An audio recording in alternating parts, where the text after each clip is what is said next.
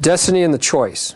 Okay, the ultimate paradox. Okay, a lot of people have a problem with the concept of destiny and the choice. If you have a choice, then how can it be destined? That's obviously the biggest question that people have about destiny. So if I choose, I've heard this concept of, if I choose to sit on the sofa all day and not go to work, then that's my destiny? Absolutely. If you're making that choice, you're obviously not making it out of wisdom. But you're still making a choice. But it's exactly the choice you were supposed to. And I've proven that to myself because I've had enough psychic readings in my life to see that everything that's happened has happened exactly the way I was told. And it was completely different than what I was trying to do. In other words, I was told that things were going to happen. So again, following my synchronicity and following my intuition, I said, oh, that must be it. Okay? And so I would, go down that road and I'd say, oh, this must be it. This is exactly what I was told. Never happened the way I thought it. It always came out of left field and it was exactly what I was told, but it was never the one that was the way I thought it was supposed to be going. So that was interesting. And unfortunately, or fortunately, I guess, it's a good lesson for psychic readings. That it helped me release anxiety and anticipation. Okay? Expectation and anticipation. I was having that from the psychic reading information. I was saying, oh, I'm expecting this to happen. All right? I'm anticipating this is going to happen. And so I was manifesting things similar to that, but not the exact one. It took time to overcome those emotional attachments to the information. Knowing the future is a challenge. It's a responsibility. And so that's one of the things that you can learn about the choice and destiny. Okay, belief in destiny of life versus death. We all know how many people believe that when it's your time to die, it was your time. It's destiny. Well, but how many people really believe in destiny of life? And the fact is, in order to die in that certain circumstances, you had to do a lot of things to put you in that certain circumstance. Virtually everything in your life had to be exactly the way it was, otherwise you probably wouldn't have been there. So that's the little paradox for people. And they like to say, oh, I believe in the destiny of death, but I don't believe in destiny of life. I'm like, well, that's a contradiction. Because they are the same. There's millions and millions of choices that we make in our lives that put us exactly where we are when we die. And any one of those choices would have put us somewhere completely different. Doesn't matter if it was a change of job, change of relationship, a fender bender at one point in your life which altered your path. It could be anything that could put you in a different place at a different time. Personal, global, planetary destiny, product of our consciousness. Yeah. Okay, so your destiny, again, this is where you can make the choice to participate in your destiny. Okay? If you choose to do nothing and stay in the neutral zone, that's your destiny. But right now, everybody has a choice to do this. And if you make that choice, that was your destiny. So you're driving the car. And the universe already knows what choice you're going to make. The only thing you haven't done is maybe made the choice yet.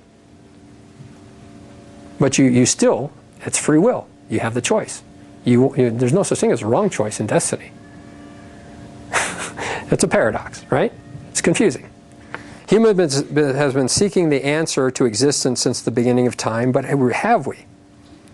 Okay? One of the things I've learned is that when you become a seeker, the information eventually will come to you.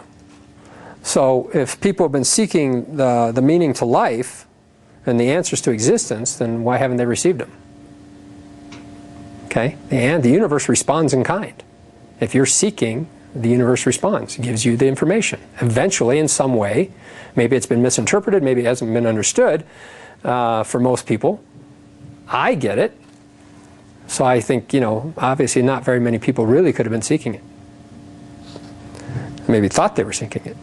Okay, destiny of humanity. We got personal destiny, global destiny, planetary destiny. Again, your personal destiny, and everybody, if you believe in destiny, everybody's doing exactly what they're supposed to be doing, which means a company grows because it was supposed to grow, a government grows because it was supposed to grow. a war occurs because it was supposed to happen, and there's nothing anybody was supposed to do to stop it or change it. And that leads into things like prophecy, obviously, and your psychic reading about your own path and understanding it and believing it and being able to act upon it. Okay, it also can help you move in this direction. I mean, I heard things that I was going to do 15 years ago. And I tried to make them happen. I'm like, yeah, I can, this must be it. And I tried, but it always happened. So it helps you, again, release. You let go. You say, okay, yeah, okay, all I have to do is act in the moment. All I have to do is work on doing a better job at this and let destiny unfold. I don't have to know what it is. But it gave me confidence, more confidence to do this. Okay, so destiny and psychic readings can be useful if you have information about the future. And it can also be challenging because it takes some time to get over the anticipation and the expectation. But it's a good lesson to have. So the destiny of humanity on the planet, we look to religion. That was kind of how we started our seeking of our meaning of existence. And, some religions might say that they have provided that meaning through their religion. But for most people, that did not answer the meaning of their existence. Then we turned to science. And we went through a long period where we turned to science to answer the questions about the universe, about human energy and everything else, and they really didn't provide us with an answer that worked. And then we turned to material gratification, or self-fulfillment.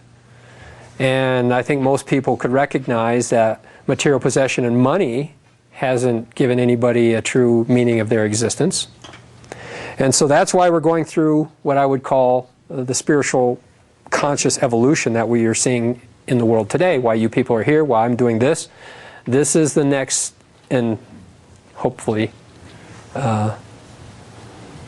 meaningful step for people, because ultimately by going through this process I found the meaning of existence and the meaning of my life and my purpose on the planet. So if I can do it, then other people can do it. And so as much as the other ones did not ultimately give people a sense of satisfaction or fulfillment, this does. Subconscious versus conscious seeking. Taking advantage, seizing the moment. We talked about this already. Before today, for most people this was happening subconsciously. Right? You were making choices, didn't know it. You were polarizing, didn't know it.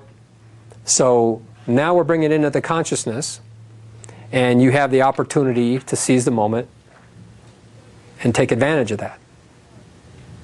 To accelerate your positive polarity, to manifest more positive. And it's an individual choice.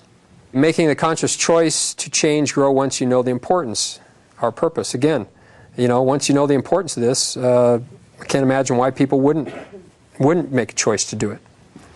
Okay, growth on the astral self, higher consciousness, and desire to learn on the physical plane. We talked about this already, where growth in the astral doesn't have pain, and so the growth isn't as accelerated. The pain helps us accelerate the growth. Without pain, it's like, without somebody depleting the forest, why would we try to save them? If we didn't have somebody killing whales, why would we try to save them? The incentive on the physical plane is much greater than, of course, incentive in the astral plane. You still want to grow up there, it's just that the catalyst for growth is less extreme. So destiny is the key to healing over past trauma and releasing of emotions. Well, guess what? If everything is destined, then everything that happened to you is destined, good and bad.